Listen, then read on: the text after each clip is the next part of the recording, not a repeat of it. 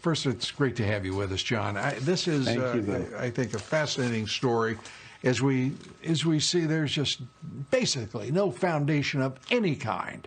It was pure pretext and pretense on the part of the FBI primarily to give any credence to this Steele dossier.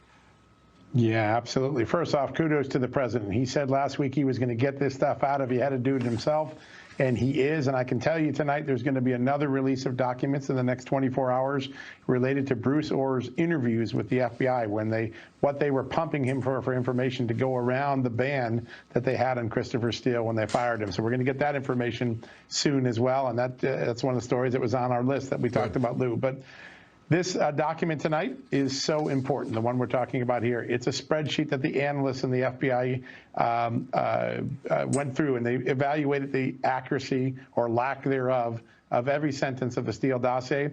And what did they find? It was a big, giant zero. Almost no intelligence in the files of the U.S. government could verify anything that he was claiming. It found numerous errors. People were not at the places they said, misspellings of names. It goes on. And all they were left with, all they could do to try to give some sense of credulity to a very bad document was they would cite things like a Sputnik article, which is a Russian propaganda agency. They would cite an article written by the sister of a Democratic operative named Alexandra Chalupa. That's how desperate they were to find anything to hang a shingle on. What the document shows, they knew at the FBI in the fall of 2016 that the Steele dossier was garbage. And that means when Comey and McCabe allowed that FISA warrant to go through, they did so with the intention to mislead the federal courts. The case for charges against members of the FBI and the Justice Department, for that matter, are building by the day as these documents are released by this administration at the order of President Trump. That's right.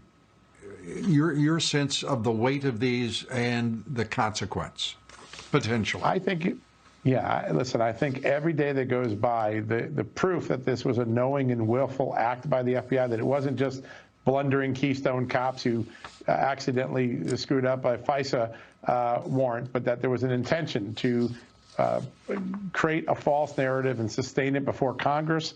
And the FISA court is becoming clear every day. And everybody knew it. The analysts knew it. Remember a couple of weeks ago, we got those documents showing the analysts were thinking of buying liability insurance. You now know why. They knew that their work was being used to support a FISA warrant when it was completely false, and they were worried about getting sued. You now see how bad it was in the FBI, and I suspect the next few documents that get declassified will make the picture even more complete. There's no doubt criminal activity occurred. There was a criminal conspiracy to defraud the FISA court and the American public and the Congress, and these documents make that clear. And the Clinton Foundation.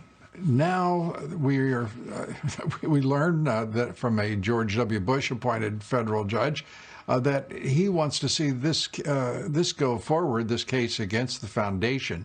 Right. Your thoughts about its import and how significant?